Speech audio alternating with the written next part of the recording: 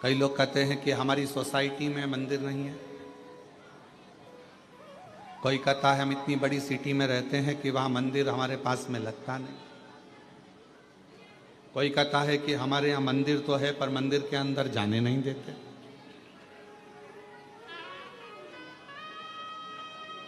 हम मंदिर के अंदर भी नहीं पहुंच पाते। कई लोग हैं और कई तरह की बाधाएं भी हैं मनुष्य के साथ। ऐसा नहीं है कि हमने आपसे कह दिया कि एक लोटा जल चढ़ाने जाओ। साउथ के कई मंदिर ऐसे हैं जिसमें प्रवेश नहीं मिलता, अंदर जाने नहीं देते। और कई कई जगह ऐसी है जहां एक बड़ी सुंदर बात कही, बड़ा सावधानी से सुनिएगा इस चरित्र। वायव्य संहिता में श्री वेदव्यास जी वर्णन कर रहे हैं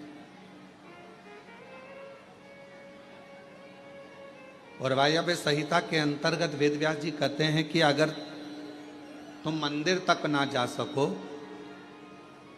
तुम शिव पर एक लोटा जल चढ़ाने के लिए अपने नजदीक के शिवालय में देवालय में ना जा सकें, कोई मंदिर नजदीक नहीं है, कोई शिवालय नजदीक नहीं है, तो वायव्य संहिता में वेदव्यास जी कहते हैं कि अपने घर में यदि बेलपत्र का वृक्ष है, बेलपत्र का छोटा सा भी अगर पौधा है, तो उसमें थोड़ा भी जल आप प्रतिदिन चढ़ा रहे हो तो समझ लेना कि 12 ज्योतिर्लिंग में आप जल चढ़ा रहे हो।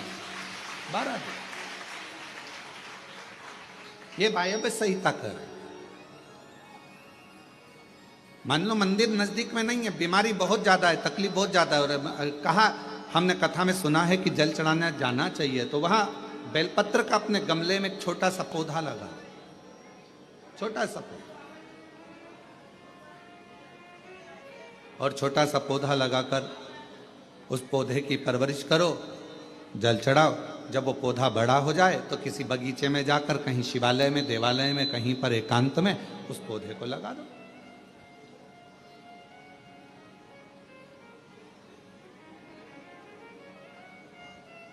जैसे तुलसा जी को बड़ा कर कर तुलसा जी का मंगल विवाह शालिग्राम जी से होता है, देव उठनी एकादशी पर शालिग्राम बाबा के साथ मंगल विवाह किया जाता है, वैसे ही बेलपत्र के पौधे को बड़ा कर कर उसको भी शिव को समर्पित किया जाता,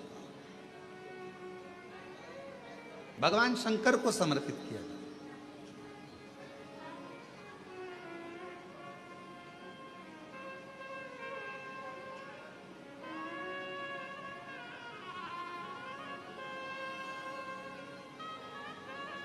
पर उस पौधे को पहले आपको बड़ा करना पड़ता है। पहले जैसे बेटी को बड़ा करते हैं और फिर उसका कन्यादान करते हैं, बेटी को बड़ा कर कर कन्यादान देते हैं, उसी तरह से बेलपत्र के पौधे को बड़ा कर कर उसकी आराधना साधना कर कर फिर उसका दान दिया जाए। कई लोग बड़े विचित्र हैं कि भाई हमको बेलपत्री का पौधा दान करना है, कुबरेश्वर धाम आए, उज्जैनी गए, किसी गुरुजी के यहाँ गए और बाजार में से पौधा ले लिया और बेलपत्र का पौधा दान करिया। उसको कम से कम थोड़ा समय अपने घर में तो रखो।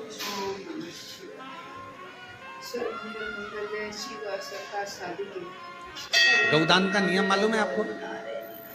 कितना लोग जानते हैं गौदान के नियम को? गौदान का नियम होता है, कई लोग बेटी के विवाह में गाय दान करते हैं, कई लोग कोई शांत हो जाता है तो 12वें में 13वें में गाय दान करते हैं ना, गौदान करते हैं। तो उसका नियम क्या है?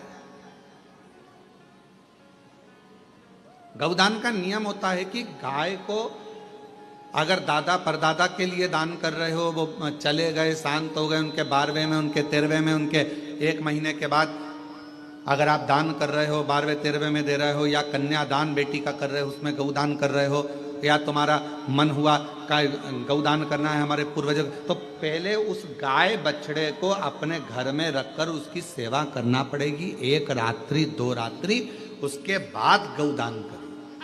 पहले उसकी सेवा तो करो।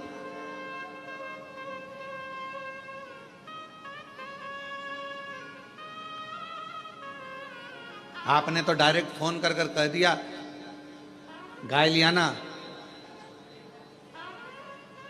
दान करना है, पंडित जी ने संकल्प छुड़ाया, गाय दरवाजे पर आई और 1 मिनट में संकल्प छूटा। पंडित जी से कहा ले जाओ गाय, लेके जाओ जल्दी से, गाय बछड़ा लेकर जाओ। पंडित जी गाय बछड़ा लेकर चले, ढीले कम करो, गाय बछड़ा पंडित जी लेकर चले। ये श्रेष्ठता नहीं।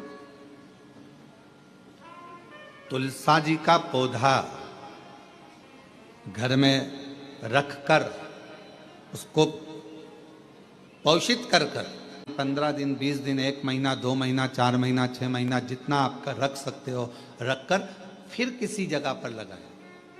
क्यों?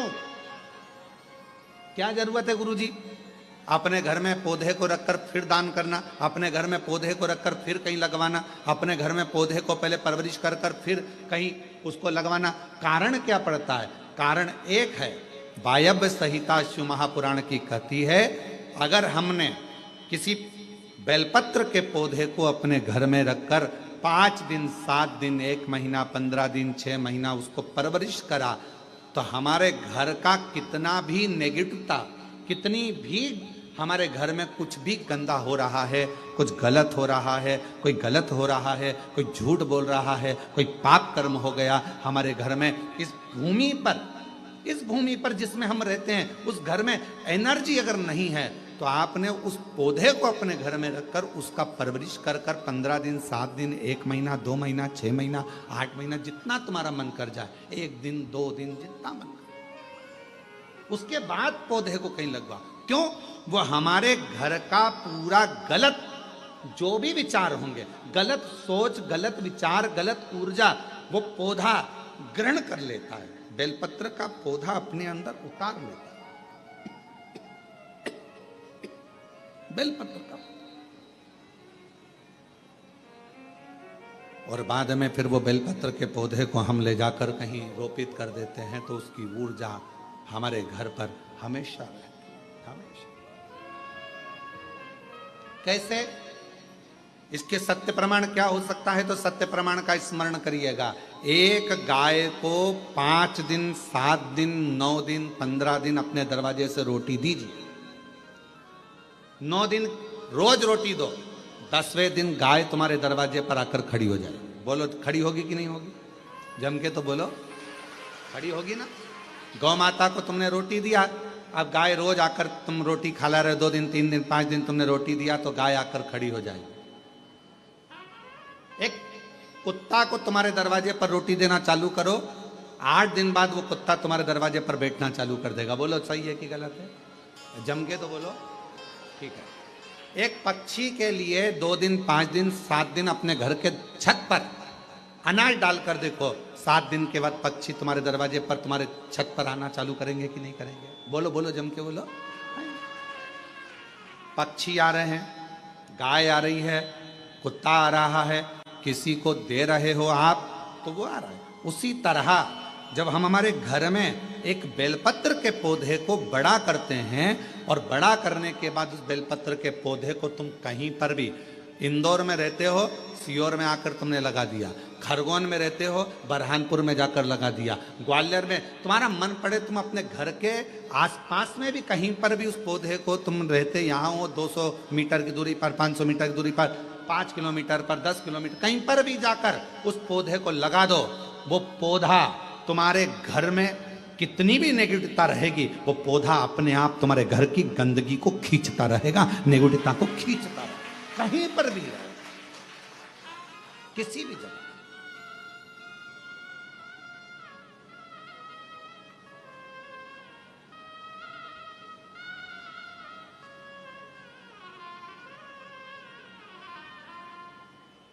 उस ऊर्जा को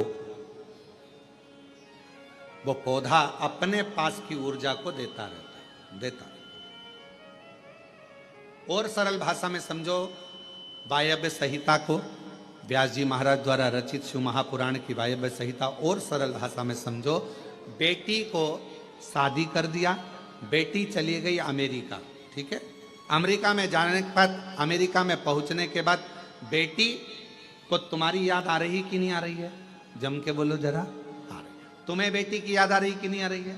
आ रही।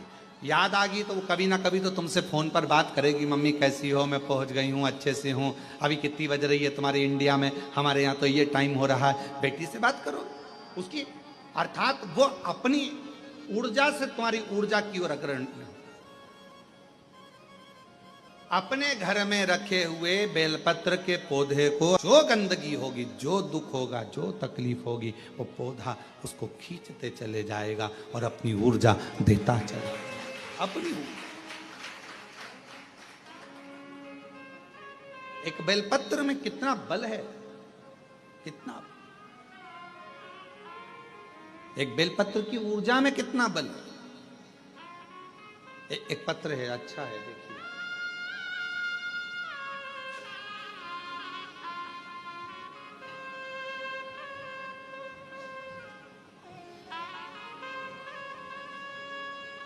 मेरा नाम शिवानी चौहान है। मैं रहने वाली निवासी मनासा जिला देवास से आई हूँ। मनासा जिला देवास से आई हूँ। कहीं बैठी हो तो पीछे से आकर बेलपत्र प्राप्त कर सकती हूँ। गुरुजी, मेरे बच्चेदानी में गठान हो गई थी। मैंने सोनकच्छ, देवास, उज्जैन सब डॉक्टरों को दिखाया, सबने ऑपरेशन का बोला था। फिर मैंने शिवजी पर चढ़ा हुआ जल और बेलपत्र को खाना, डीले कम करो डीले, बेलपत्र खाना शुरू किया। शिवजी पर चढ़ा हुआ जल और बेलपत्र खाना शुरू किया। फिर मैं 5 दिन के बाद डॉक्टर को बताने गई तो उन्होंने बताया कि गठान गल चुकी है, ऑपरेशन की कोई जरूरत नहीं है। ये पत्र, ऑपरेशन की कोई जरूरत नहीं, गठान गल गई।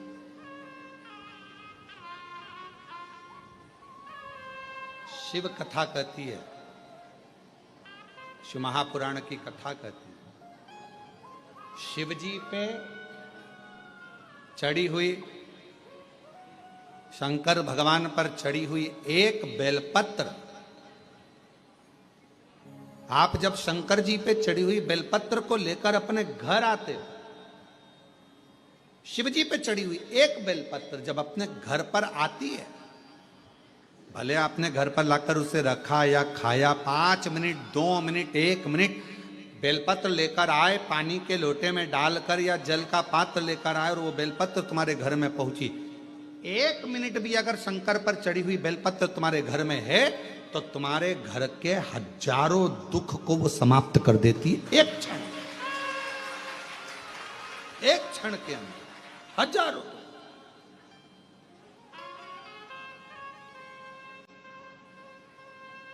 एक पत्र और है, देखिए, अच्छा है, बहुत अच्छा।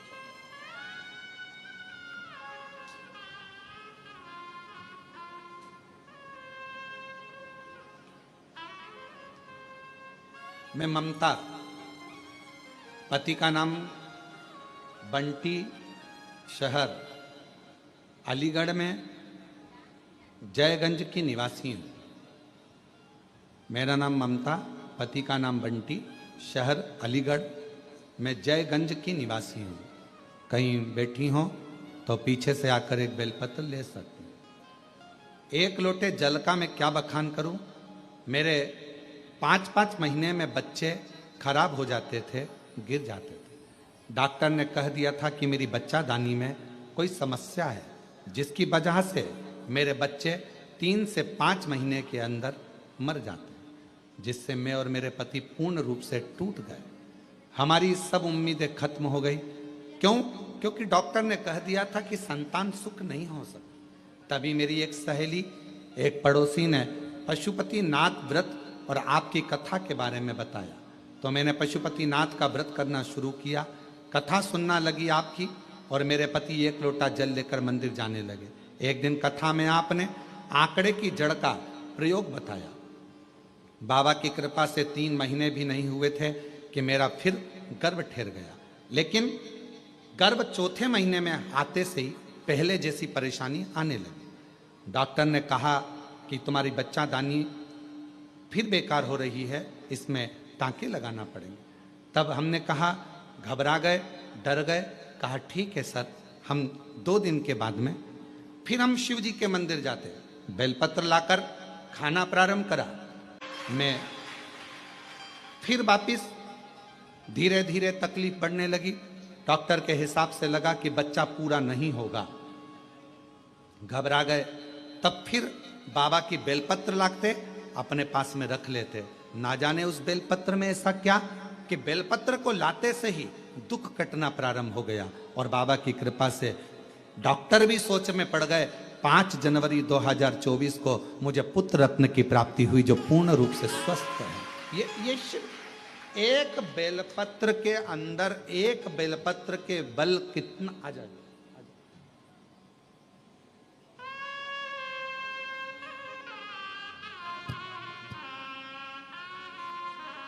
इनको हो गया था, ठीक है बैठा, ठीक है बेटा बैठा। किसके हो गया था? ठीक है। बाबा की कृपा से गठान पूर्ण तरह से बेलपत्र का प्रयोग करने से पूर्ण तरह से ठीक हुई। एक बार जोरदार ताली बजाकर साथ।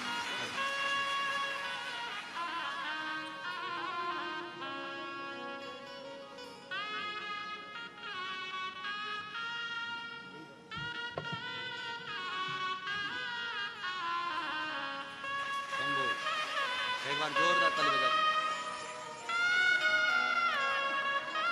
शिव है वो, शंकर वो ओगड़ी, वो दयालु, वो सागर, वो कृपा करने वाला, वो दया करने वाला, वो दया की पूंजी, वो कृपा की पूंजी, करुणा की पूंजी। अब जिस भरोसे से, जिस विश्वास से, जिस आनंद से, जिस भरोसे से, जिस दृढ़ता से, जिस आनंद से उसको पूछते हो, उसको भजते हो, उसका स्मरण करते हो, उसको नाम जाप करते हो, उसको पूछते हो, वो उस रूप में आपके सामने आकर खड़ा हो जाता है। उस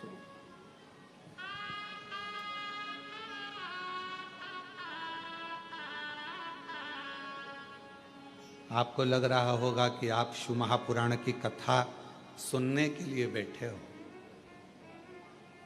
पर उसको चिंता हो रही होगी कि आया है तो इसको कुछ ना कुछ देकर भेजना पड़ेगा।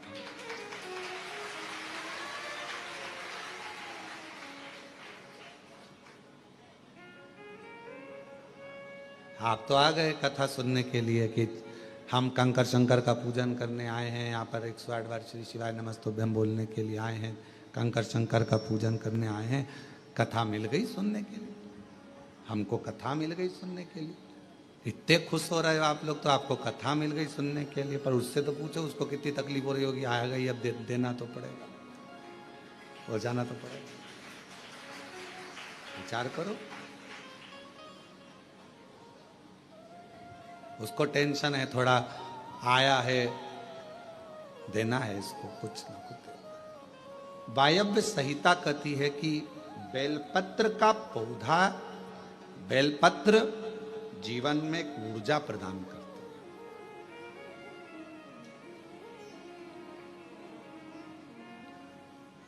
आप करके देखो, एक प्रैक्टिकल जरूर करो।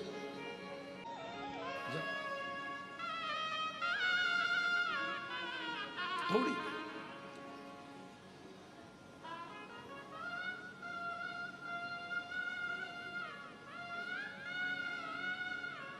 हमारे यहाँ बाबा का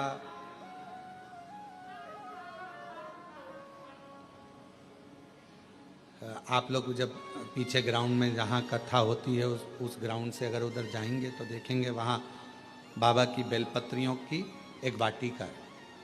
और उस वाटिका में आसपास में आप 2 क्षण के लिए बैठकर भी अगर भगवत नाम श्री शिवाय नमस्तुभ्यम का स्मरण करते हैं तो आपको इसमें आनंद की अनुभूति होती है।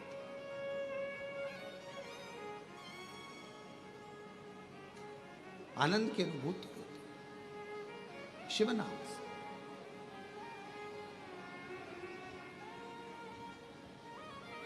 हमारे बाबा का जो पुराना वट वृक्ष है, अभी तो वहाँ खैर काम चल रहा है, इसलिए आप लोगों को वहाँ अंदर जाने की अनुमति नहीं होती है, तो वहाँ जाने नहीं देते हैं। और जो पुराना वट वृक्ष है वहाँ पर भी आप कभी जब वहाँ का काम पूरा हो जाएगा तो आप लोग दर्शन करेंगे। जब आप वहाँ पहुँचेंगे, बैठेंगे, वहाँ की ऊर्जा का स्मरण करेंगे तो आपको ज्ञात होगा।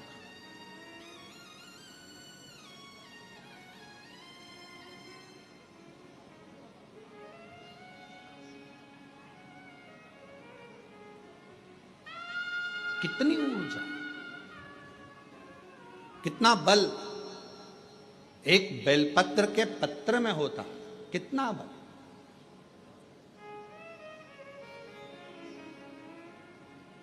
और हम सबसे कहेंगे, जिन मेरी बहनों के हाथ कंपन होते हैं, हाथ कांपते, जिन मेरे भाइयों का शरीर कांपता है, थोड़ा थोड़ा कंपन शरीर में होता रहता है, हम उनको भी कहेंगे, उनसे भी निवेदन करें कि अपने जेब में दो जेब होती है, एक जेब में मोबाइल रखो मना नहीं है, एक जेब में पैसा रखो मना नहीं, पर एक जेब में आप शिव जी पे चढ़ी हुई बेलपत्र को रखना प्रारंभ करो, फिर आपके शरीर का स्थिरता धीरे धीरे धीरे धीरे अपने आप पाना प्रारंभ हो।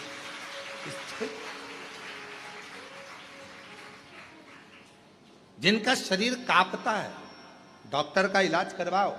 डॉक्टर शिव का एक रूप है, दवाइयां लो, गोलियां लो, जांचें कराओ, पर साथ में कहीं अगर बेलपत्र का पौधा है, बेलपत्र का वृक्ष है, उस बेलपत्र के वृक्ष की छांव में थोड़ी देर बैठकर, बेल के वृक्ष की छांव में बैठकर श्री शिवाय नमस्तुभ्यम का स्मरण करो। 8 दिन 15 दिन कर कर देखो, 16वें दिन हमको पत्र लिखकर भेजना कि तुम्हारे हाथ पैर कांपने में थोड़ी आनंद हुआ कि नहीं हुआ, ठीक होना चालू हुआ कि नहीं। ऊर्जा एक बेलपत्र की पत्ती में वो बल होता है, एक बेलपत्र के वृक्ष में वो बल होता है जो सुख प्रदान करता है।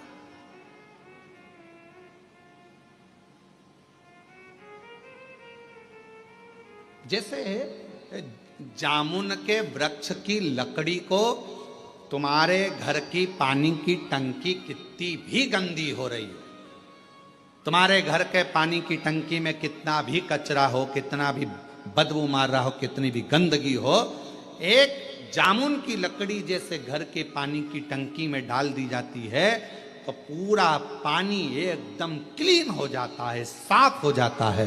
उसी तरह बेलपत्र का एक छोटा सा पत्ता भी हमारे जीवन को ना जाने कितनी सफाइयां कर देता, कितना पाप कर्म, कितना दुख, कितना कष्ट, कितनी तकलीफ है। एक बेलपत्र का पौधा, एक बेलपत्र का पत्ता हमारे जीवन को आनंद दे। भाई अब संहिता शिव महापुराण की कथा है।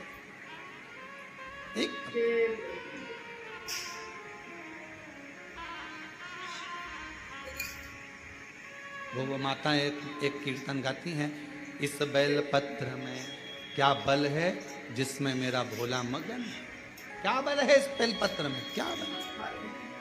भले तुम्हारा व्रत हो चाहे ना हो, पर 5 फुलेरे का दर्शन अवश्य कर कर आओ, अपने जीवन को धन्य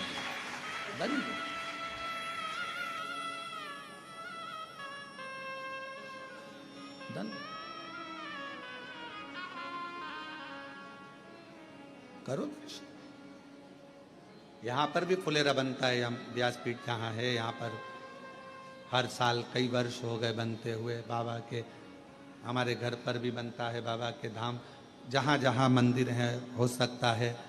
हम तो यहाँ तक कहेंगे आप लोगों से, किसी शिव मंदिर में अगर कोई फुलेरा ना बांधे और आपको अगर भगवान सामर्थ्यता दिया है तो कुछ पेड़ों की पत्तियाँ तोड़कर उसको धागे में बांधकर फूल वगैरह लगाकर आप अपनी तरफ से 2 लकड़ियों को या 4 लकड़ियों का कैसा भी बनाकर, या डलिया हो तो डलिया, उसको बांधकर शिव जी के मंदिर में आप ही अपनी तरफ से फुलेरा लटकाया ना, तो वो भी आनंद। क्या वो एक आनंद बेलपत्र के पत्र में, वो आनंद एक बेलपत्र के पौधे में।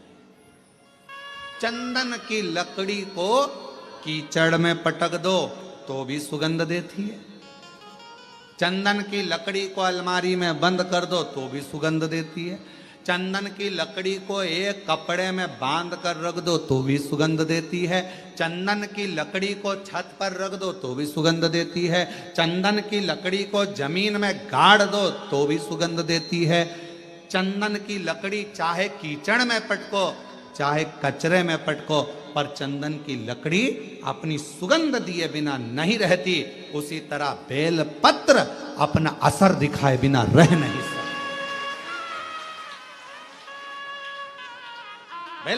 बेलपत्र का पौधा अपना असर दिखाए भी कर रहता नहीं है, वो उसकी ऊर्जा वो दिखाता, उसका ऊर्जा हमें सुख देता।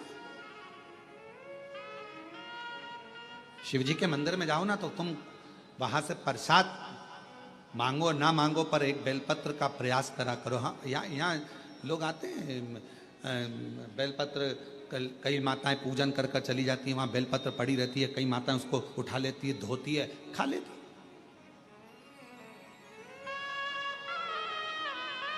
उठा लेती, खाती। कई माता यहाँ का बेलपत्र उनको लगा कि हम वो दूसरे ने पूजन करी, नहीं नहीं, बेलपत्र तो बेलपत्र है ना, शिव तो शिव है ना। किसी ने कह दिया शंकर जी के मंदिर में कौन कैसा बेलपत्र चढ़ा कर गया, कौन की क्या कामना थी, शंकर जी को बेलपत्र चढ़ा कर गया, वो बेलपत्र हम उठा कर लिया है, खा लिया तो कोई कष्ट तो। अरे कौन ने कहा कष्ट, बेलपत्र अपना असर दिखाता है, कोई भी चढ़ाए, कैसा भी चढ़ाए। चलो तुम जाओ बेलपत्र की बात में, लोग कह रहे हैं वो बेलपत्र हमारे ऊपर असर करेगा कि नहीं करेगा। हम एक बात कहते हैं, 10 का नोट या तुम एक काम करो 500 का नोट, कोई मुर्दे को जलाने के लिए शमशान में गए और चलते चलते शमशान के पास में 500 का नोट की गड्डी मिल गई तुमको, 500 के नोट की गड्डी, 50,000 रुपए तुमको मिल गए और तुमने वो उठा लिए। अब वो नोट निकाल कर चाय वाले की दुकान पर जाकर पूछना, भैया हमें शमशान से मिला था, चलेगा क्या, चलेगा कि नहीं चलेगा। फिर वही 500 रुपए लेकर तुम सुनार की दुकान पे जाना, क्या भैया हमें कोई अच्छी सी लौंग बता दो, हमें 5-10 हजार रुपए की, पर हमारी को गड्डी जो है, बोलो बोलो, शमशान से मिली है, तुम्हें चलेगी कि नहीं चलेगी। वो कहेगा नोट तो नोट है रे, शमशान का होए चाहे मसाण का होए चाहे व्यापार का, नोट तो नोट, 500 का नोट तो चलेगा। और पटक के गड्डी देख ले, दौड़ेगा भी, 2 मिनट में गड्डी गायब, तू पटक के देख। अब उसको क्या करना, शमशान का है कि कहां का है, उसको तो मतलब है नोट से। उसी तरह बेलपत्र कैसा है, कौन ने चढ़ाया, किसने चढ़ाया, कैसे चढ़ाया। आप तो बाबा का नाम लेकर श्री शिवाय नमस्तुभ्यम, मेरे बाबा इसको औषधि कर दो, मेरे बाबा प्रसाद के रूप में दे दो, औषधि कर कर दे दो, बाबा बड़ी दुखी हूं, कष्ट में हूं, कंकर शंकर पे से उठाया, लिया, धोया, खाया, शिव जी को समर्पित। अब उसमें भेद करना,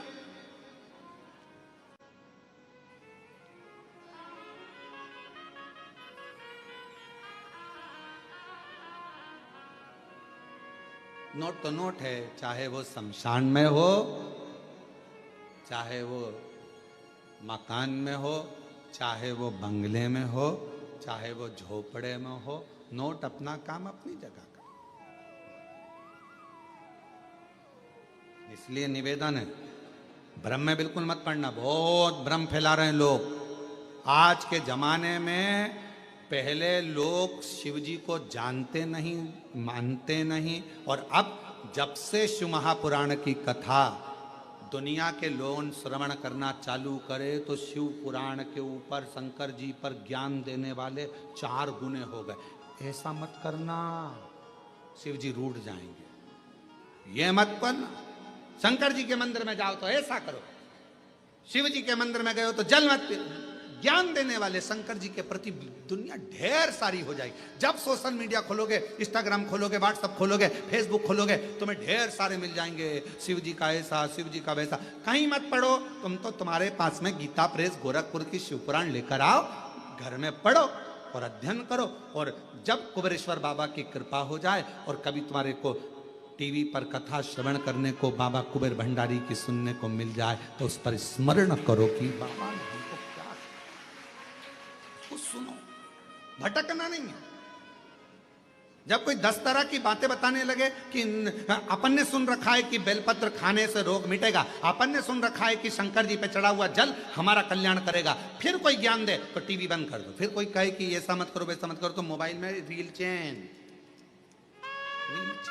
फिर अपने को नहीं लगे, क्योंकि अपना विश्वास टूटता, अपना भरोसा टूटता। एक तरफ तो हम भरोसा कर रहे हैं कि हमारा शंकर हमारे दुख हरेगा, और दूसरी तरफ हमने किसी के मुंह से ऐसा सुन लिया, फिर हमारा भरोसा टूट गया, ऐसा करूंगी तो ऐसा हो गया, मतलब मन फिर 2 हो गए, फिर डोल गई। अभी तक एक मन था, मतलब जिससे प्रेम करा उसके प्रति तुम्हारा इतना समर्पण हो गया कि नहीं शादी करूंगी तो तेरे से ही करूंगी, भले तू भेंगा होए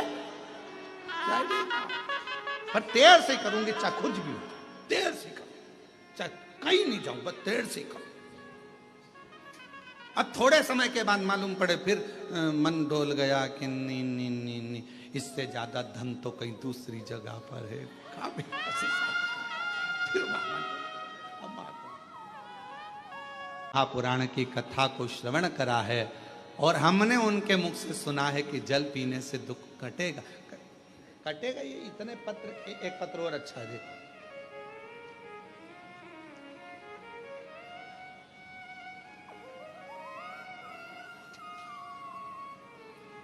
अभी कुछ समय बाद हम यहाँ पर एक बड़ा एक रूम बना रहे हैं कांच का, जितने पत्र बाहर भी पढ़ते हैं कथाओं में और जितने पत्र यहाँ आते हैं जिन जिनको बाबा ने कृपा करी उन सब के पत्र, आप कहाँ हो उससे मतलब नहीं, आपका पत्र मेरे बाबा के दरवाजे पर हमेशा आपके रूप में रहेगा। ये पत्र इकट्ठे करें। जो दुनिया के लोग कहते हैं कि कुबेरेश्वर धाम, तो उनको आकर उन पत्र को दर्शन करना चाहिए। तुम्हारा मन पड़े निकालो और पढ़ो कि पत्र में क्या लिखा है, कितनी कृपा।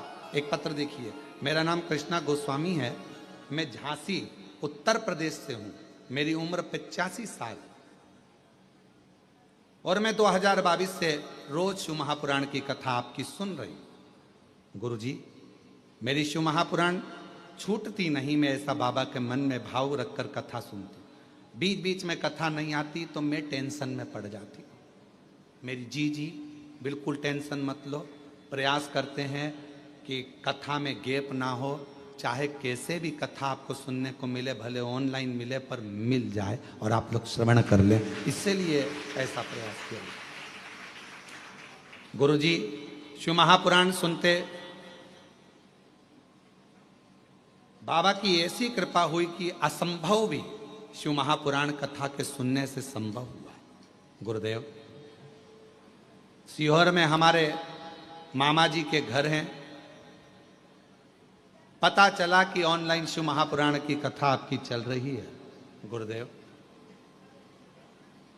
10 साल से मुझे एक बीमारी थी यूरिन की, वो प्रॉब्लम इतनी ज़्यादा थी कि उसका ऑपरेशन डॉक्टर मेरी उम्र के हिसाब से नहीं कर सकते। पर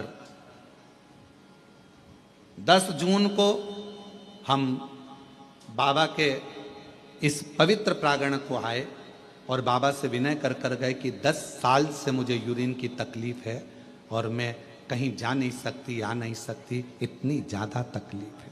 10 साल। पर किसी ने कहा है कि कुबेरेश्वर धाम की भूमि पर अगर कंकर शंकर का पूजन करा जाए और एक रुद्राक्ष लेकर जाया जाए, उसका जल पिया जाए, बाबा कृपा कर। गुरुजी, मैं एक दिन भी सही से नहीं रहती थी उस यूरिन की प्रॉब्लम के कारण। 10 साल से तकलीफ में थी।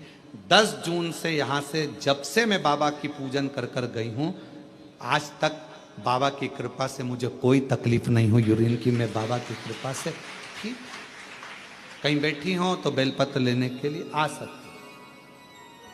मेरा नाम कृष्णा गोस्वामी है, मैं झांसी उत्तर प्रदेश से हूं, मेरी उम्र 85 साल है।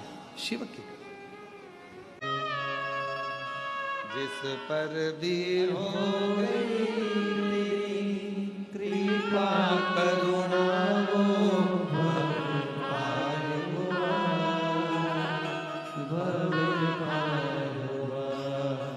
पापी हो चाहे जितना उसका भी बाबा उद्धार हुआ,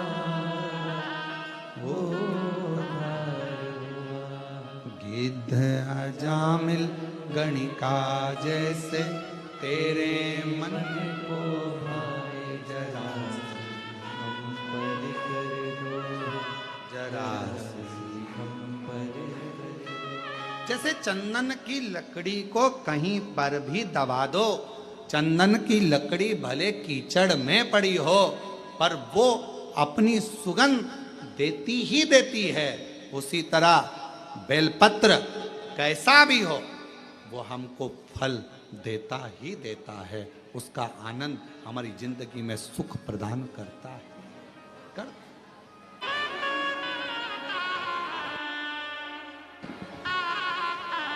शिव कृपा, भगवान देवाधिदेव महादेव, भगवान शंकर, करुणा सागर, दया सागर भगवान शिव, ओगड़दानी बाबा से अपने मन का भाव बड़े आनंद के साथ हृदय से कहिएगा, प्रार्थना दिल से निवेदन करिए।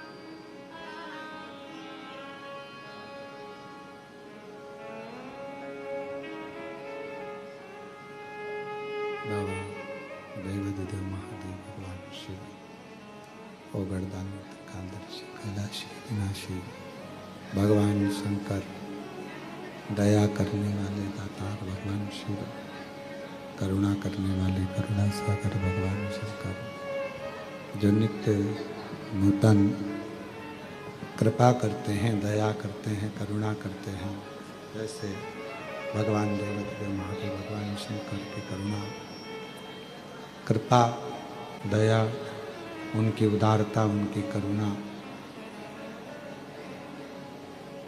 एक बेलपत्र की पत्ती में, एक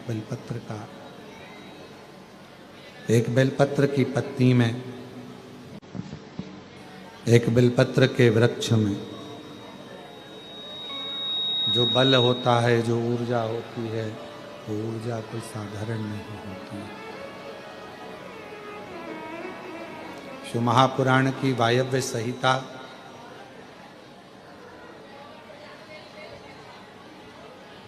आप और हमको ये उपदेश देती है, यह बताती है कि जब मानव या मनुष्य किसी भी विघ्न में, किसी भी तकलीफ में, किसी भी कष्ट में घिरता है, तब उस समय पर उसको बेलपत्र के वृक्ष की छांव एक बल देती है, एक ऊर्जा देती है, एक बल देगी, एक ऊर्जा देगी।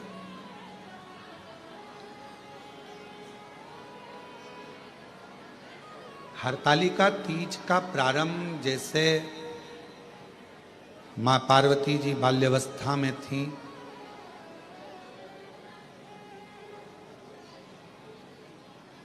पिताजी उनका ध्यान रखते और कहते कि कहाँ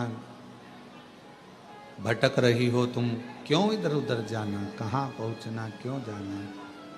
तब पार्वती जी ने एक गुफा के अंदर, पार्वती जी ने, माँ जगत जननी जगदम्बा माता पार्वती जी ने एक गुफा के अंदर, एक कंदरा में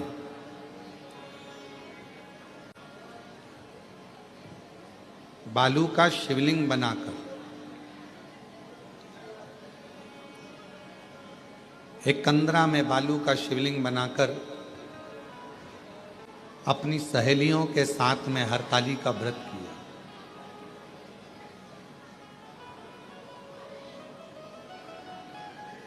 भले दुनिया की दृष्टि में यह हो सकता है कि कई माताएं कहती हैं कि हमारा तीज का व्रत तो श्रावण महीने में हो गया, किसी का व्रत छोटी तीज के रूप में, कोई का व्रत बड़ी तीज के रूप में हो गया, कोई का व्रत कहीं, कोई का व्रत कहीं हो गया। पर शिव महापुराण की कथा कहती है तुमने कोई सी भी तीज का व्रत करा हो वो सब स्वीकार है माँ को, पर हरताली का व्रत एक ऐसा व्रत है जिसमें आप व्रत ना भी करें तो भी फुलेरे का दर्शन कर कर उस व्रत का पूरा पुण्य फल आप प्राप्त कर सकते हैं। हरताली का व्रत करें ना करें, पर उस व्रत का केवल फुलेरे का दर्शन कर कर भी हम फल प्राप्त कर सकते। फल शिव कथा करें, भगवान शंकर का चरित्र कराए, शिव महापुराण की कथा भगवान शंकर का पवित्र चरित्र कर रहा है, शिव तत्व कर रहा है।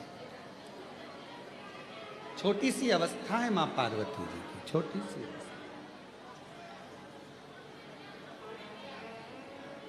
और मां जगत जननी पार्वती जी की जब छोटी सी अवस्था है और उस अवस्था में अपनी सहेलियों के साथ में कंदराओं में पहुंच जाना, वन में पहुंच जाना और कंदराओं में जाकर भगवान शंकर की आराधना करना,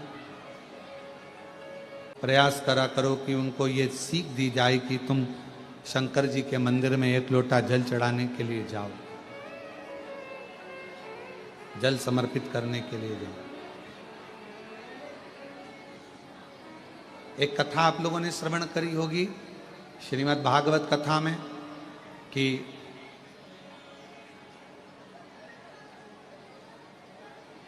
देवता और राक्षसों ने मिलकर मंथन किया,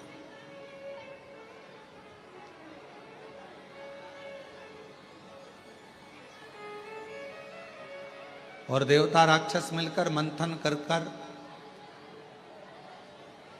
अमृत की प्राप्ति कर रहे हैं। पर उस अमृत से पहले जब वो अमृत प्राप्त होता है उसके पहले गौ माता भी निकलती है उस मंथन में, विष भी निकलता है उस मंथन में।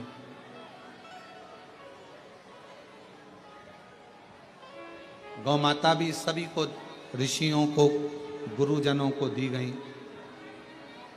विष निकला, उस विष को भगवान देवादिदेव महादेव को दिया गया, भगवान शंकर को दिया गया। बाहर की आवाज बढ़ा दो जिससे चोंगों की आवाज दूर दूर तक सुनाई।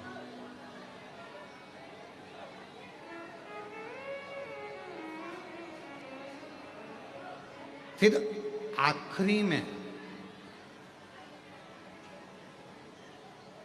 शिव महापुराण की कथा कहती है फिर अमृत प्राप्त हो, अमृत।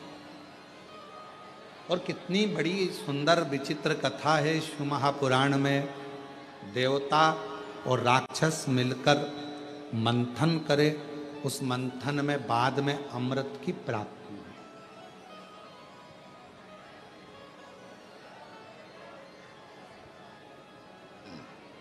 मंथन में अमृत निकला। घर में भी दो तरह के लोग रहते हैं, समाज में, परिवार में, मोहल्ले में, कुटुंब में, गांव में, नगर में, शहर में दो विचार के लोग रहते हैं। एक देव बुद्धि के लोग रहते हैं, एक राक्षस बुद्धि के लोग। और प्रतिदिन अपने घरों में अपन, हो सकता है कि कोई का स्वभाव क्रूर हो, राक्षस प्रवृत्ति का हो, असुर प्रवृत्ति का हो, थोड़ा क्रोधीला हो, और किसी किसी का स्वभाव एकदम नम्र, देवताओं की तुल्य, गौ माता के तुल्य अच्छा हो, श्रेष्ठ हो, किसी किसी का स्वभाव अच्छा हो।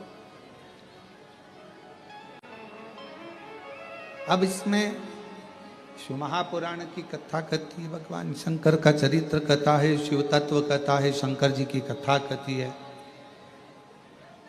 आपस में कितना भी झगड़ा हो रहा हो, आपस में कितनी भी लड़ाई हो रही हो, कितना भी झगड़ा हो रहा हो, पर आखिरी में जैसे मंथन में विष निकला, गौमाता निकली, रतन निकला, माणिक मोती निकले, औषधि निकली, उसी तरह घर में जब क्लेश होता है, एक दूसरे से झगड़ा, सास बहू का झगड़ा हो, बहन भाई का झगड़ा हो, बहन बहन का झगड़ा हो, देवरानी जेठानी का झगड़ा हो, परिवार मोहल्ले में कितना भी झगड़ा हो, और शिव पुराण की कथा कहती है तब एक दूसरे से साझा बनाओ।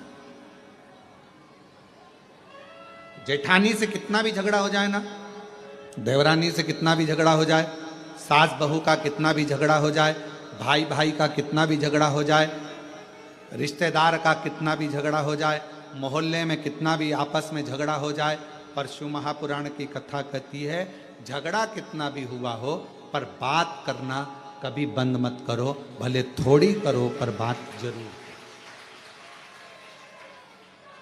क्यों? कितना बड़ा भी झगड़ा हो, उसका अंत बातों से ही होता है। हम क्या करते हैं कि झगड़ा हुआ तो बात करना बंद कर देते हैं, झगड़ा हुआ तो हमने बोलना बंद कर दिया, झगड़ा हो गया तो हमने उसका मुंह देखना बंद कर दिया, झगड़ा हो गया तो हमने बात करना बंद कर दी। मतलब वो फिर बात धीरे धीरे धीरे धीरे बढ़ती जाती, और वो झगड़ा फिर आखिरी में बहुत बड़ा घात उत्पन्न करता है, घर को, परिवार को, कुटुंब को, नातों को, रिश्तों को तोड़ देता, तोड़। कितना भी झगड़ा, बात करना कभी बंद मत करो, थोड़ा थोड़ा चर्चा, थोड़ी थोड़ी बातें चलते रहे। कभी सीखिएगा अपने जीवन में, संतों से, साधुओं से, गुरुजनों से, तपस्वियों से, साधकों से, उपासकों से अच्छा कोई जीवन में कोई गुरु मिल जाए तो उससे सीखने का प्रयास करिएगा। यहाँ तक आपको शिव महापुराण की कथा भी ये सीख देती है कि आप सीखिएगा कि कितना कितना दुनिया के कितना कितना लोग अपशब्द कहते हैं, ताना देते हैं, गालियाँ देते हैं, आड़ा टेढ़ा कहते हैं। कई कई लोग अपने अपने फेसबुक पर, अपने अपने लेखनी में हर कुछ हमारे लिए हो चाहे बाबा के लिए हो लिख देते हैं, और वो लोग फिर दूसरी बार धाम पर आते हैं, पर हम कभी भी उनसे इस तरह की बात नहीं करते कि तुमने क्या लिखा। हम उनका सम्मान ही करते हैं, उन्होंने जो लिखा अपनी मर्जी से। कभी तो बाबा कृपा करेगा।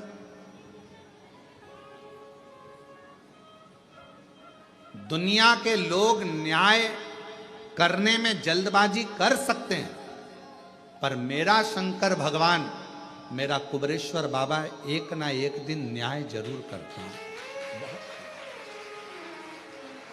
किसी ने हमको गाली दी है तो उसको भी एक ना एक दिन गाली खाने को मिलती ही है।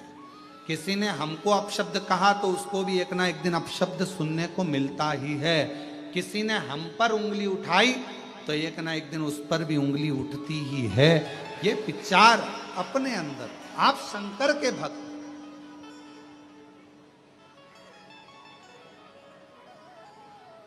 आप विद्वान हैं, आप किसी पर उंगली उठा रहे हो तो एक दिन कोई बड़ा विद्वान आपको भी मिलेगा, आप पर भी उंगली उठाए, फिर उसको भी कोई मिलेगा तो वो भी उंगली उठाए। इसलिए अपने निर्णय को, अपने न्याय को परमात्मा पर छोड़ दो, हम उसके आश्रित। जेठानी ने झगड़ा कर लिया, बात करना बंद कर दिया, देवरानी ने झगड़ा कर लिया, बात करना बंद कर दिया, सास ने झगड़ा कर दिया, बहू ने बात करना बंद कर दिया, बहू ने करा तो सास ने बात, ना ना, आपस में बातचीत चालू रहने दो। कभी ना कभी ये झगड़ा एक ना एक दिन ठंडा होगा, और जब ठंडा होगा तब फिर आप और दुनिया के लोग फिर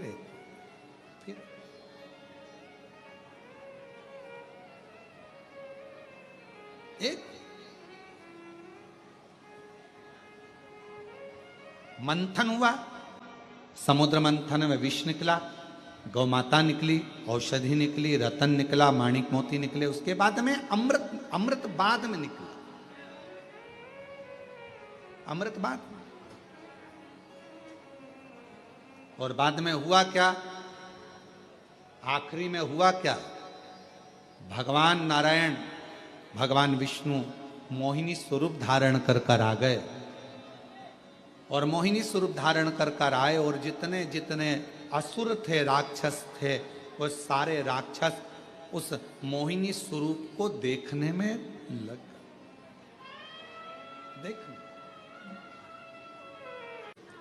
समुद्र मंथन की, और मंथन की कथा कर रही है कि राक्षसों का ध्यान, असुरों का ध्यान भगवान नारायण के उस मोहिनी स्वरूप पर चला गया, और अमृत भूल गए, अमृत भूल गए। अब अमृत पर उनका ध्यान नहीं है, अब उनका ध्यान गया है उस स्वरूप पर। इतनी सुंदर स्त्री, इतनी सुंदर मोहिनी स्वरूप, इतना सुंदर नारी है, इतना सुंदर नारी है, उस इतनी सुंदर नारी, इतनी सुंदर नारी, उस नारी पर, उस स्वरूप पर ध्यान, उस स्वरूप पर ध्यान। अब अमृत याद नहीं आ रहा, अब अमृत नहीं दिख रहा।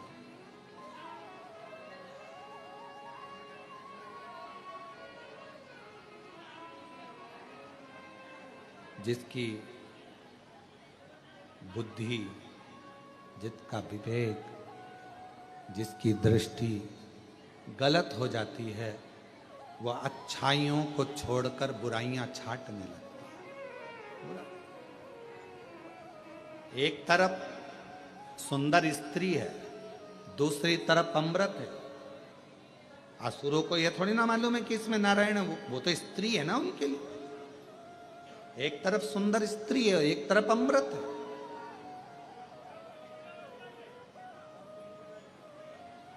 अब तुमने इतनी मेहनत करी है, इतना मंथन किया है, इतना सारा मंथन करा, तो उसमें अमृत निकला है, तो तुम्हारा ध्यान उस पर, अमृत पर जाना चाहिए। 4 बैग होते हैं, 4 बैग हैं, 4 बैग में एक में कपड़ा भरा हुआ है, एक में सामान भरा हुआ है, एक में अपना ओढ़ने का, बिछाने का भरा हुआ है, सब सामान रखा है। 4 बैग में से एक बैग ऐसा रहता है जिस बैग में आपका 200, 500, 1000, 2000 रुपये रखे रहते हैं आने जाने के लिए, कोई मोबाइल रखा रहता है, कोई सामान रखा रहता है। तो आप सबसे ज़्यादा ध्यान कौन से बैग का रखते हो? उसी का रखोगे ना जिसमें अपना धन होगा, जिसमें अपना मोबाइल होगा, जिसमें अपना पर्स होगा, जिसमें अपना सामान होगा। ध्यान तो वही आएगा। पर देवताओं ने इतनी मेहनत करी, असुरों ने इतनी मेहनत करी, मंथन कर अमृत निकाला, तो असुरों का ध्यान तो उस अमृत की ओर जाना चाहिए था, पर असुरों का ध्यान सुंदरता पर चले गए। बड़ी सुंदरता,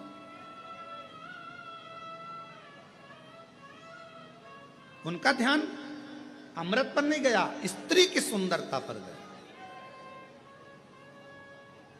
जिंदगी में ऐसा मोड़ आता है, व्यक्ति आकर्षण की ओर खिंचता चला जाता है। आकर्षण,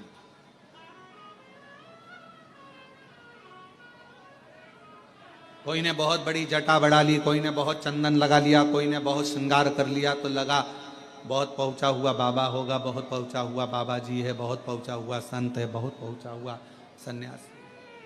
कोई ने फैलारा ज्यादा कर लिया तो बहुत पहुंचा हुआ बाबा होगा, संत होगा। ना ना ना, इससे पहचान नहीं होती। संत की, सदगुरु की, साधु की, सन्यासी की, तपस्वी की, साधक की, उपासक की, एक सच्चे भक्त की पहचान केवल एक है, वो अकेला रहे चाहे भीड़ में रहे, उसके चेहरे पर प्रसन्नता बनी ही रहे। परिवार के साथ होगा तो भी प्रसन्न होगा, और परमात्मा के साथ होगा तो भी प्रसन्न होगा। उसकी प्रसन्नता खत्म, ये उसका आनंद।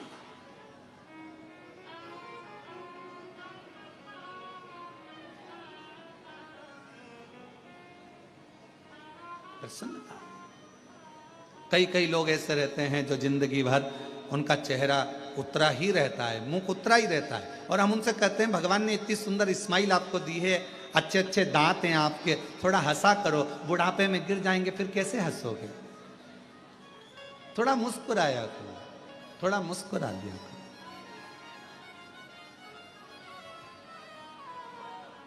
आज भगवान ने तुमको अच्छे अच्छे दांत दिए हैं, अच्छा अच्छा चेहरा दिया है, थोड़ी प्रसन्नता, थोड़ी मुस्कुराहट।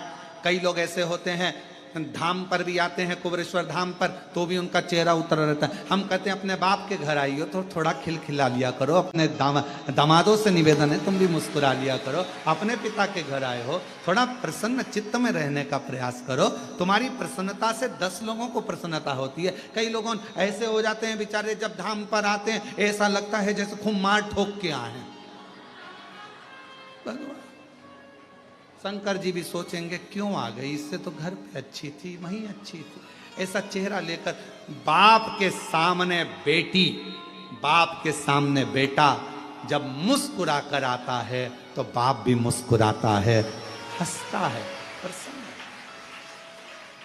कितना भी दुख है, कल कथा में था, कल कथा सुनी थी, तारकासुर शिव जी को देखकर हंसता है, शिव जी को चिंता पड़ जाती है कि मुस्कुरा रहा है दुख होने पर भी। कितना भी दुख है मुस्कुराओ, प्रसन्न हो, आनंदित हो, क्यों ना दुख कटेगा। एक पत्र है, अच्छा है, देखिए।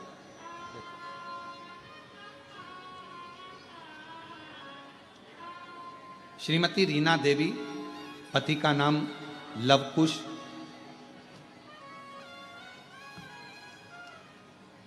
लवकुश सिंह, जेतपुर कला, बहा, आगरा, उत्तर प्रदेश से आए हैं। कहीं बैठे हों तो आ सकते हैं।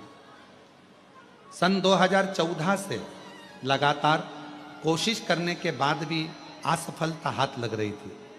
हमारे बड़े बेटे पुत्र ओमकार सिंह सरकारी नौकरी के लिए 2014 से कोशिश कर रहा था। फिर हमारे घर की एक बहन ने बताया शिव महापुराण के बारे में, फिर हमने कथा सुनना प्रारंभ किया, किंतु विश्वास नहीं टिका। फिर वही वाली बात आ गई कि इतनी जल्दी विश्वास नहीं आ सकता, सियोर वाला महाराज पर, कुबरेश्वर धाम पर इतनी जल्दी विश्वास आ जाना कठिन है। जब तक शंकर की कृपा नहीं होगी तब तक विश्वास आ ही नहीं सकता, आएगा ही नहीं। क्या हो सकता है ऐसा? अब 2014 और अभी क्या चल रहा है, जम के बोलो 2025। हमें विश्वास नहीं आया। हमने सोचा ऐसी पड़ोसन ना जाने कितने कितने महाराजों का बताते रहते हैं, भरोसा। तब पड़ोसन ने कहा आप मेरी बात पर भरोसा मत करो, आप टीवी पर कथा सुनो। हमने टीवी पर कथा सुनना प्रारंभ करा, और कथा सुनने के लिए टीवी के सामने बैठ जाते। हमारे बेटे से हमने कहा तू अब की बार एग्जाम दे, बाबा करेगा। बेटे ने फिर एग्जाम दिया, उसका नहीं हुआ। बेटे का मन खराब हुआ कि मम्मी हुआ नहीं। मैंने कहा अब की बार पशुपति व्रत कर, शिव जी के मंदिर में जाकर साफ सफाई कर। मेरे बेटे ने शंकर जी के मंदिर में साफ सफाई करना प्रारंभ कर दिया, और साफ सफाई करता, पशुपति व्रत करता। आप कहते हो कि मेहनत को 4 गुना बढ़ा, मेरे बेटे ने अपनी मेहनत को 4 गुना बढ़ाया, और आज बाबा को धन्यवाद देने के लिए आई हूं। गुरुजी, बाबा थोड़ा नहीं देता, देता है तो छप्पर फाड़ कर देता है।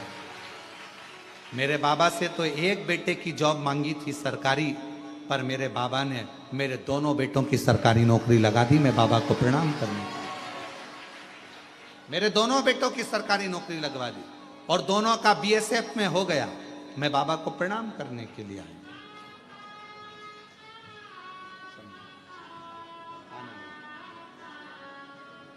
बधाई हो आपको। एक मिनट,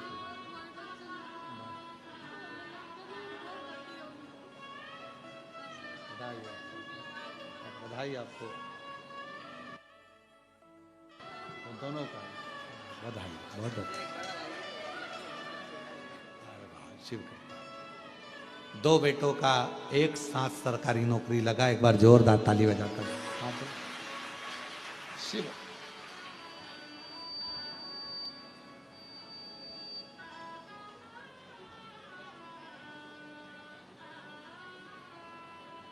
एक पत्र और बड़ा सुंदर है। मैं राजस्थान के जिला सीकर तारापुर की रहने वाली हूं। मेरा नाम रेणु है, पति का नाम जितेंद्र है। वो कथा तुम जरूर सुना करो, कथा में ही आदि दुख समाप्त हो जाते हैं। मैंने सोचा कथा सुनने से दुख समाप्त हो सकता है क्या? इतने सालों से टीवी चालू करती हूं, बहुत मारा जाते हैं, पर ऐसा तो कभी नहीं हुआ। फिर आपकी कथा सुनना प्रारंभ करें। आपने कई उपाय बताए, वो मैंने करे। मैं बहुत तकलीफ में थी, बाबा ने मेरा धीरे धीरे हाथ पकड़ा। गुरुजी, विश्वास तो कैसे करती, पर आपकी वाणी से कथा सुनने पर मैंने भरोसा करना प्रारंभ कर। और मेरा बेटा जो कि बोलने में हकलाता था, सारे डॉक्टरों का इलाज करवा लिया था, पर उसका हकलाना बंद नहीं हुआ था। गुरुदेव, मुझे भी कमर में दर्द था तो डॉक्टर ने ऑपरेशन बताया था। तब मैंने बाबा की कृपा से उन कथा सुनते, उपाय करते, बेलपत्र और जल का उपाय करना प्रारंभ करा।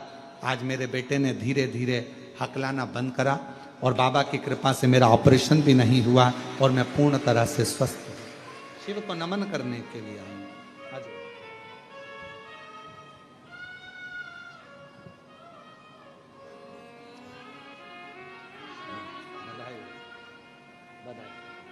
एक ही बेटे को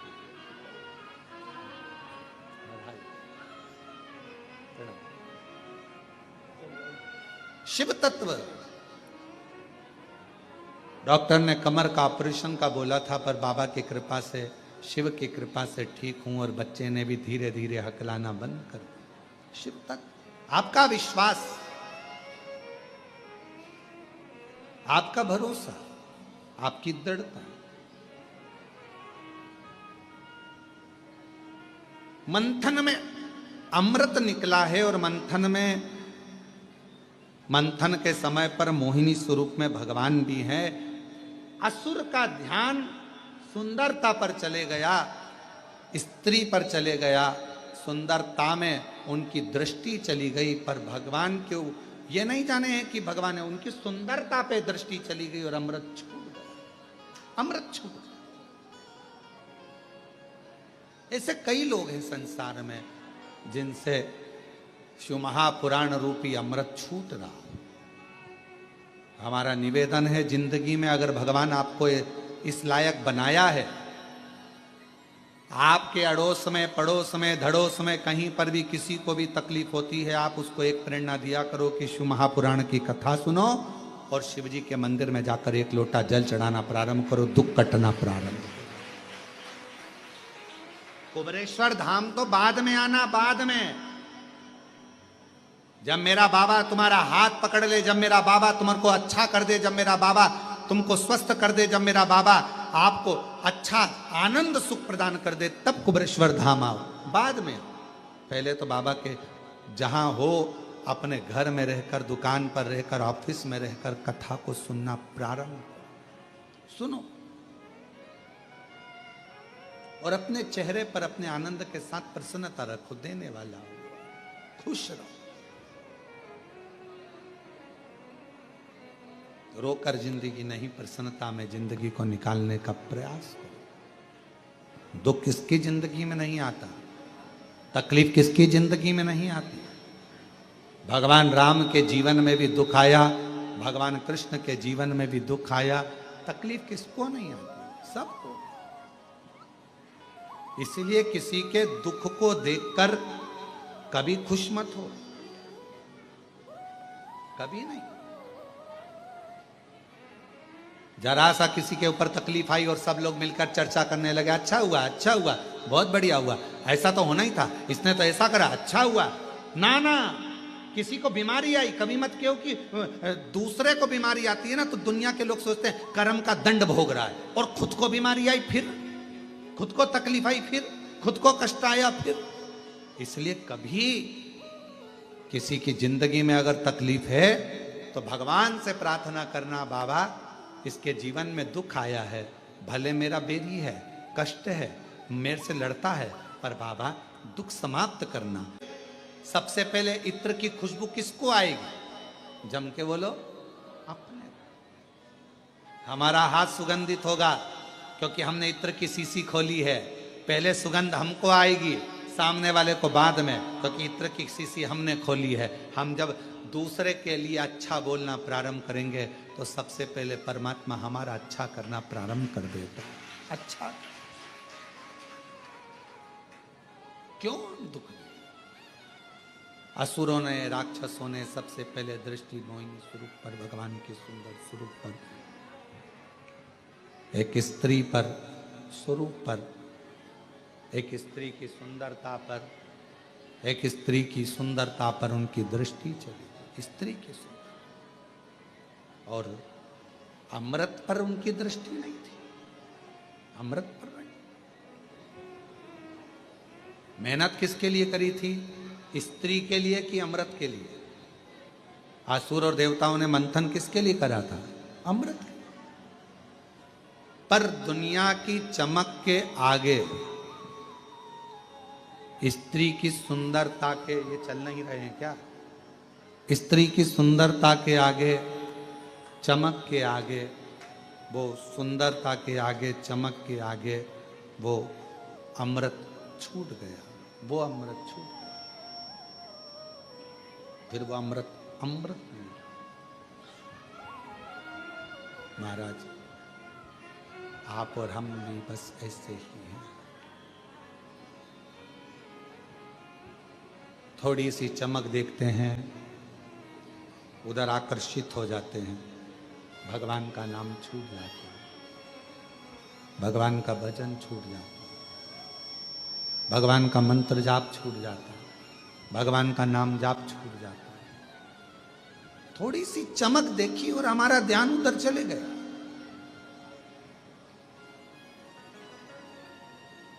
ध्यान गया। पर शिव महापुराण की कथा सुनने वाले जो श्रोता है ना, हमने देखा है, बड़े बड़े पंडालों में भी देखा और ये ऑनलाइन कथा में यहाँ कुबेरेश्वर धाम पर भी देखा, पीछे कितना पानी गिर गया, पीछे के लोग कितने चिल्ला लिए, पीछे के लोग क्या कर गए, पर हमने देखा कि तुम एक भी मुड़ के नहीं देखा पीछे की क्या हो रहा। चल कथा चल रही, श्रवण करना है, क्योंकि आप सब इतने चतुर हो गए हो ना कि आपको मालूम है कि सामने देखना है, बिल्कुल ध्यान लगाकर। कब वो पार्वती जी ने एक बार शिव जी से कहा था, एक बेचारा बहुत दुखी था, तो पार्वती जी बोली इस पे करुणा कर दो ना प्रभु। शिव जी बोले करुणा तो कर दूंगा पर ध्यान तो केंद्रित रखे। पार्वती जी बोली तुम सोने की पोटली बांध कर दे दो इसको, सोने की पोटली में थोड़ा बहुत धन होगा, सोने की पोटली में थोड़ा धन भरा रहेगा तो ये उठा लेगा।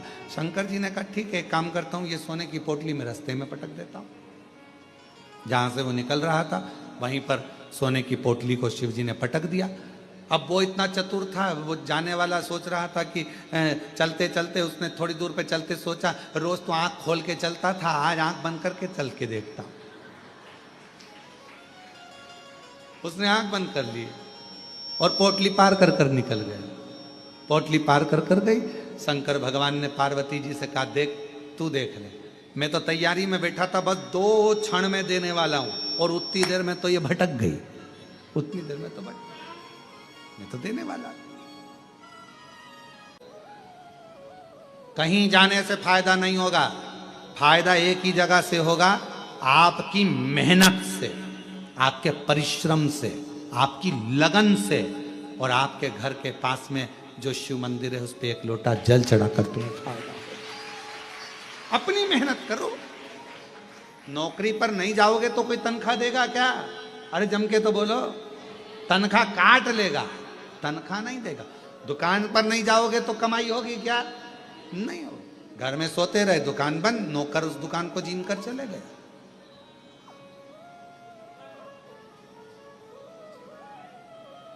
तुम सोचो कि आटा नहीं उसनूंगी आज मैं, रोटी कोई लाकर दे देगा? अरे जम के तो बोलो नहीं। गाड़ी वाला गाड़ी से वहां छोड़ देगा, पर अंदर आने के लिए तो अपने पांव पे ही चलना पड़ेगा।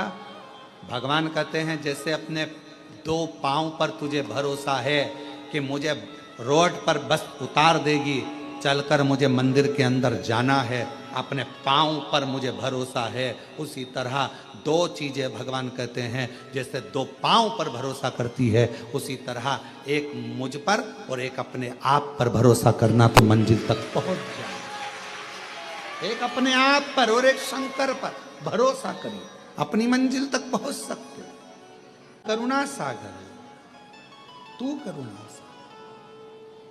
हम जानते हैं मेरे शंकर, मेरे शिव, जब हमारा खुद का शरीर हमें सुख नहीं दे सकता तो दुनिया क्या खाक सुख देगी? जब हमारा खुद का शरीर हमें सुख नहीं दे सकता तो दुनिया क्या खाक सुख देगी? विचार तो करो। कभी आंख दुखती है, आंख तकलीफ देती है, कभी हाथ दुखे, हाथ तकलीफ दे, कभी